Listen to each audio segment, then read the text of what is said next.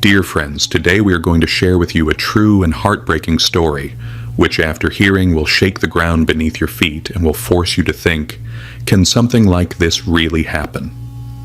So please watch today's video till the end.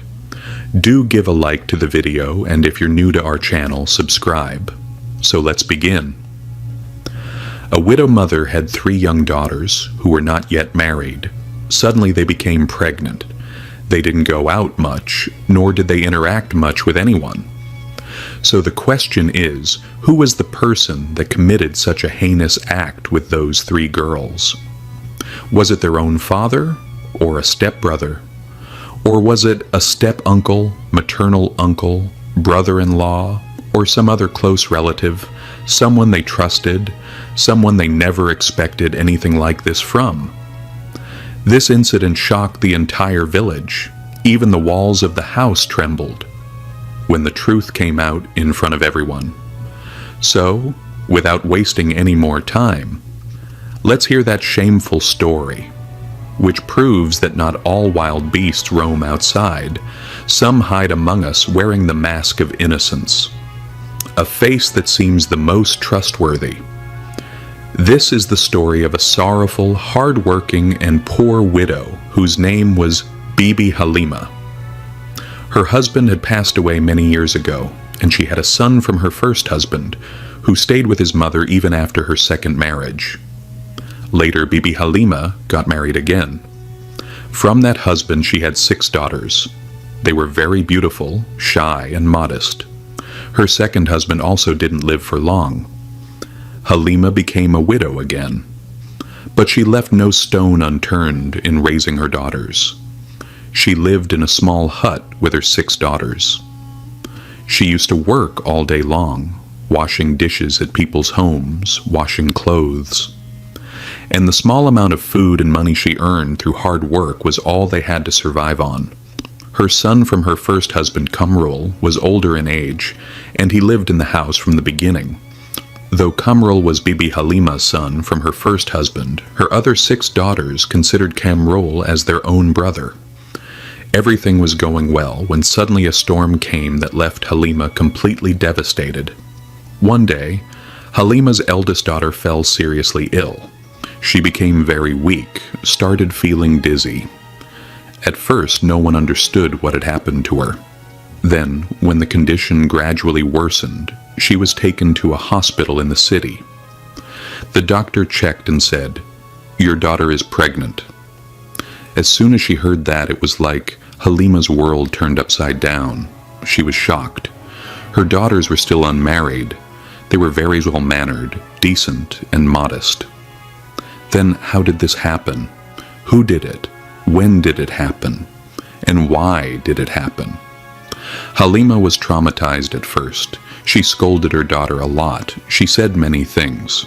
But when her daughter started crying and said, "Mother, I have never even seen anyone. Please believe me," Halima's heart broke into pieces. She realized her daughter was telling the truth. But before a few days could pass after this incident, one by one her second and third daughters also became pregnant. And all of them said just one thing: "We don't know anything." They said, "Mother, we don't know anything. We swear by God we don't know anything." This incident shattered that helpless woman from inside. She cried all day, kept thinking, but she couldn't understand anything. Then one day she went to the court of Sultanabad's emperor, Shah Yazdan. It was in the morning when she appeared in the court. The emperor was sitting on his throne listening to everyone's problems, one by one. Suddenly Bibi Halima entered the court. Her entire face was drenched with tears. Her clothes were covered in dust. She didn't even have any shoes on her feet. There was only one question in her eyes: "When will I get justice?" The emperor saw Bibi Halima and asked, "Why are you crying? What is your pain?" Bibi Halima looked around and fell silent. One of the ministers stepped forward and said, "Please speak. What has happened to you?" "You've come to the royal court. Open your mouth. Tell us your problem. Tell us your pain." But Bibi Halima said, "Your Majesty, I want to speak to you in private. My problem is so personal that if I say it in front of everyone, I will have no dignity left tomorrow." The emperor was slightly surprised, but seeing the helpless look on the woman's face and the pain in her voice, he said, "Bring her to my private chamber. I will listen to her." A soldier took Bibi Halima to the emperor's private room. Once there, Bibi Halima suddenly fell at the emperor's feet. She began to cry like a madwoman. The emperor's heart melted. He said, "Listen, you are like a mother to me. Your pain is my pain. Whatever your problem is, tell me everything. If there is any inhuman creature in my kingdom, then I will surely have him impaled."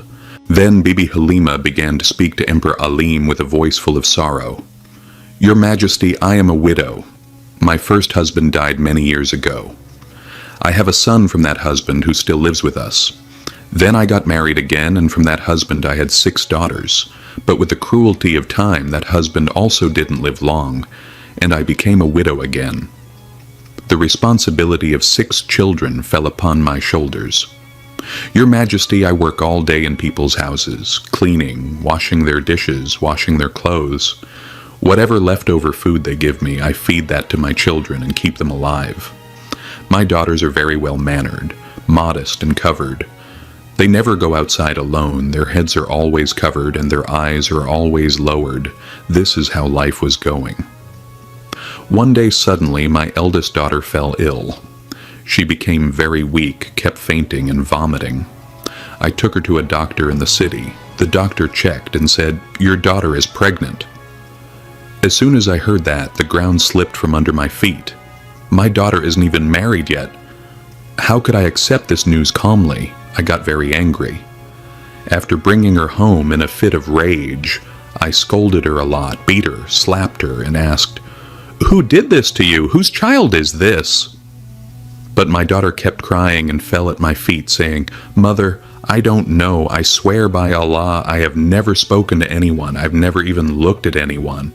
I haven't stepped outside the house. I'm telling the truth. I don't know how any of this happened." "Your Majesty, she is my daughter. I gave birth to her, raised her with care." I can understand when my daughter is speaking the truth and when she is lying. I realized my daughter is telling the truth. I silently endured everything. My daughter gave birth to the child, and I took that child in my arms with care. But a few months later, my second daughter also started falling ill. I took her to the doctor in the city, and I heard the same thing again. "Your daughter is pregnant." I was shocked. My hands and feet went cold. Who is doing this? Why are they doing this? When and how is it happening? No one even comes to our house, and my daughters don't go outside. Your Majesty, as if that much disaster wasn't enough, a few days later, my third daughter also started falling ill. And she too was pregnant. I kept patience, quietly prayed to Allah. "Oh Allah, please let me know who is doing this. Give me the strength to find some proof. You are Allah. Give me some kind of sign so that I can know who is committing this heinous crime against my daughters." My patience has reached its limit. I want to know who is that inhuman who is stealing the innocence of my innocent daughters and then disappearing silently. I want justice, Your Majesty. I want fairness. Saying this, Bibi Halima fell at the emperor's feet. Silence spread across the entire court. Emperor Hassan's face turned stern. He decided this is no longer just a mother's problem. This has now become a question of the entire kingdom. Hearing Bibi Halima's words, the royal court went completely silent. Emperor Yazdan stood up from his throne, took a deep breath, and said, "Mother, you came to me only now to complain. After your 3 daughters' lives have already been ruined. You should have come to me the moment your first daughter became pregnant. If you had come to me then, maybe your other 2 daughters wouldn't have had to face this fate. But it is also true that helpless people hide many truths for fear of disgrace. To protect their daughter's honor, they endure such crimes silently. They bear all the pain themselves for the happiness of their daughters. And when this pain becomes unbearable, they make the right decision. Mother, you are also one of those people who make the right decision very late. Bibi Halima lowered her head in shame. Crying, she said, Your Majesty, you are right. I should have come much earlier, but what was meant to happen has already happened. Now I only want the criminal behind my daughter's suffering to be caught. Who is that beast silently destroying our lives? The king looked at the woman. In his eyes burned the fire of revenge. He said, Mother, this is not just your problem anymore. Now it is a matter of the entire kingdom's honor. As long as I am alive, no civilized, decent, and modest girl's honor shall be taken away. If there is a helpless mother in my kingdom who feels powerless, then I do not want that kingdom. Go now, mother, rest. It is now my responsibility to ease your pain. Bibi Halima, with tear-filled eyes, lovingly embraced the king, and with eyes wet with tears, returned home from the court. King Yazdan returned to the court and continued listening to everyone's statements. But only one thing was circling in his mind. He kept thinking, who is he, who roams around like an angel in the daylight, and in the darkness of night, like a beast, steals the honor of a mother's 3 innocent children?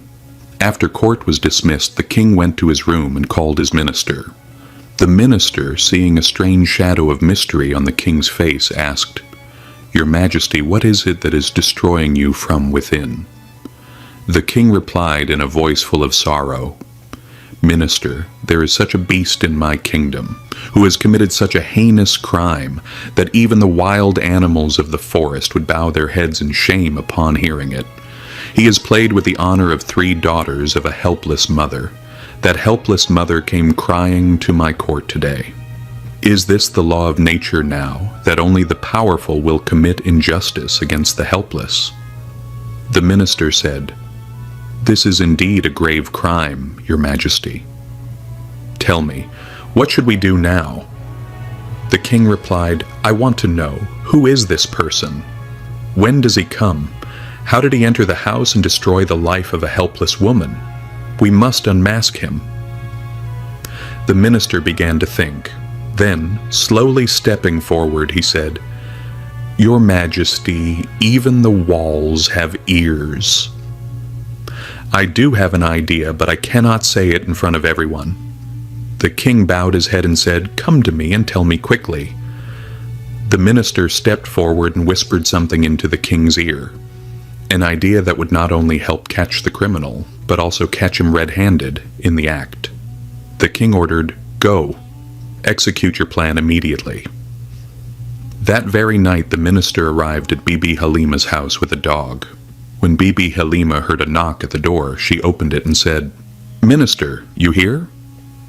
The minister respectfully replied, Mother, ever since you spoke of your pain to the king, he has not been able to sleep a single moment. We will surely find that inhuman beast, but for that, we need some time.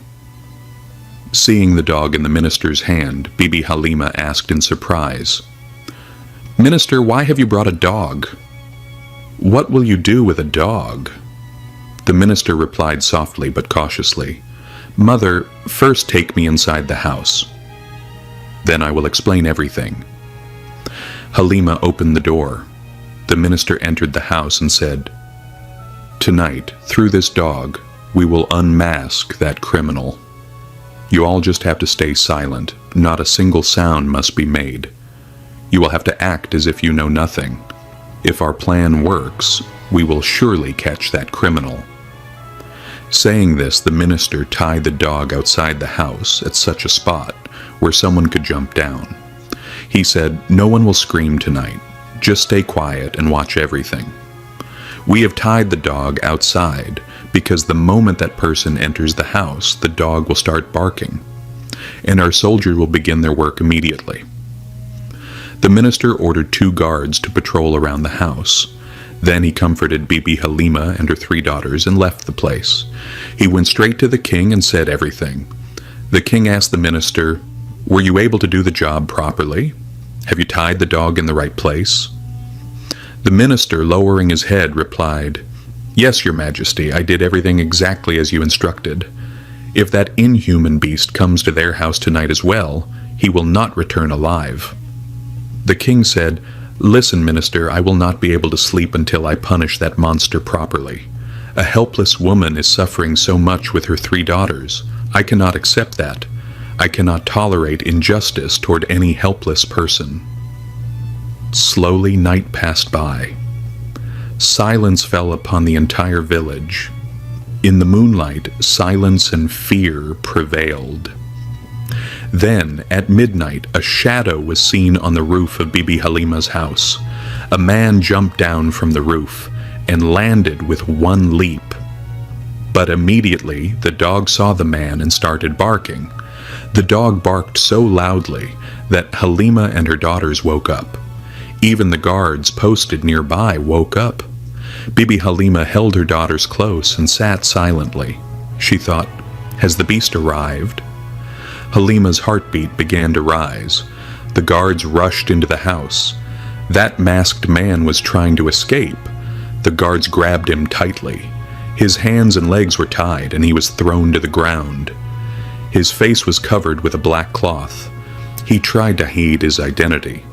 But when the guard pulled and tore the black cloth off his face, Bibi Halima and her daughters screamed. They couldn't believe their own eyes. It was the person they trusted the most. It was their stepbrother, who had grown up with them since childhood. The one whom all 6 sisters considered their own brother. Morning came. In the royal court, that criminal sat kneeling, handcuffed, head lowered. People stared at him. Bibi Halima stood still, like stone. It was time to unmask the criminal and bring the truth to light. At that time, the man was sitting on his knees in the court, with a black cloth over his face and handcuffs on his hands. Bibi Halima entered the court with her 6 daughters. King Yazdan cleared the court. Now only the king, Bibi Halima, her 6 daughters, the minister, and the criminal were present. The king shouted, "Didn't your chest tremble once while committing such a heinous crime? Don't you know the punishment for dishonoring women in my kingdom?" Then he ordered the minister, "Remove the mask from this criminal's face. I want to see the face of the one who has dishonored a mother's 3 blessings." As soon as the black cloth was removed from his face, a strange silence fell over the entire court. In Bibi Halima's eyes, a storm of shock, pain, and rage erupted. She said, "Kamrul! You did this to my daughters?" Kamrul, Bibi Halima's stepson. He was the child from her husband's previous marriage. After Kamrul's mother died, his father married Bibi Halima. Still, Bibi Halima never treated Kamrul differently from her own 6 daughters. She raised all 7 children with love and care. She never showed any partiality between her biological children and her stepson, and the one whom the 6 girls used to call Bhaijan. Bibi Halima stepped forward and spat on her stepson's face. She said, "Animal, inhuman. You didn't feel ashamed once while doing such a vile act? My little children grew up with you. In their time of need, the only person to protect them was you, their elder brother. You were their brother. You were supposed to protect them. And instead you turned into a monster before them." Halima slapped Kamrul hard. Seeing the downfall of the one they had always considered their elder brother, Halima's 6 daughters started crying silently. The king immediately drew his sword and placed it in front of Kamrul's throat. He said, "Now speak. Tell the truth. Why did you do this? If a single word is a lie, this sword will separate your head from your body." Kamrul began to speak in a trembling voice. Fear was clearly visible on his face. "Your Majesty, I am Bibi Halima's stepson. Her 6 daughters are my stepsisters. My mother died when I was very young. Then my father married Bibi Halima. She raised me with much love and care. But I hated her from the inside. But when her other 6 daughters started growing up, seeing their beauty, my mind began to change. My intentions started to become evil, but I knew they would never accept me. I told Bibi Halima to marry off her elder daughter. But she did not take my words seriously. I thought, they are all girls. One day they will get married and leave. And then a devil inside me awakened. My greed blinded me. In my mind I thought, in the darkness of night, I can enjoy them if I want. No one will be able to catch me. Just thinking that, I plotted a plan. I went to a hakim and told him, give me such herbs whose smell makes people unconscious. I used to bring that herb from the hakim, which once someone smells makes them unconscious for 4 to 5 hours. In the dark of night I would enter the house through the roof. Then I would make everyone smell that herb. Everyone would become unconscious. Then I would complete my dirty act. After finishing, I would dress her in such a way so that in the morning she wouldn't understand anything that had happened during the night. Then I would come down through the roof. No one could even realize what crime I had committed. I did this many times for several months. If I realized that a dog was tied downstairs, then I would return. But I thought maybe the dog was brought just for keeping. My focus was only on my evil intentions. That's why, even last night I tried to enter my sister's room, and I got caught. After saying this, he went silent. Silence spread across the court. On Bibi Halima's face there was the pain of being a failed mother. In her daughter's eyes, shock and tears. The king fumed with anger. His face turned pale. The king looked at the minister and gave a signal. The minister drew his sword and stepped forward, and with one blow he severed that stepbrother Kamaral's head from his body. For a moment his body trembled, and then became silent forever. Justice was served in the court. The king looked at Bibi Halima and said in a soft voice, "Mother, if only you had come to the court earlier, maybe your 3 daughters wouldn't have suffered so much. But now what's done is done.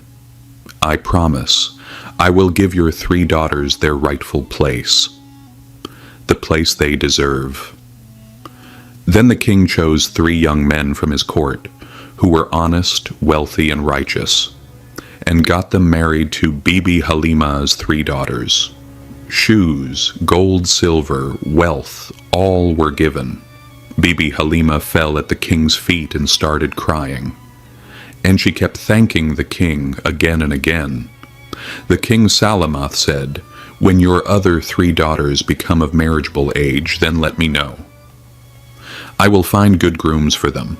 No girl in my kingdom is helpless. Every helpless woman is my mother, and every helpless sister is my sister." In this way, that just king gave a helpless mother her rightful justice, and gave that inhuman beast the punishment he deserved. If injustice is happening to you, then stop being silent. Stop fearing shame or worrying about society. Raise your voice against the criminal. Raise your voice for your rights. Because if you stay silent, then the world will take everything from you. Whoever helps the helpless, Allah the Almighty helps him. Hadith, Muslim.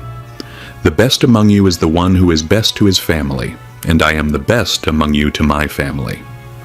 O Allah, let this story be a lesson for dishonest people, and through this story give guidance to everyone who hears it. If you liked our story today, then please like the video, share it with your friends, and don't forget to subscribe to the channel so that you can hear more educational stories like this one. Allah Hafiz.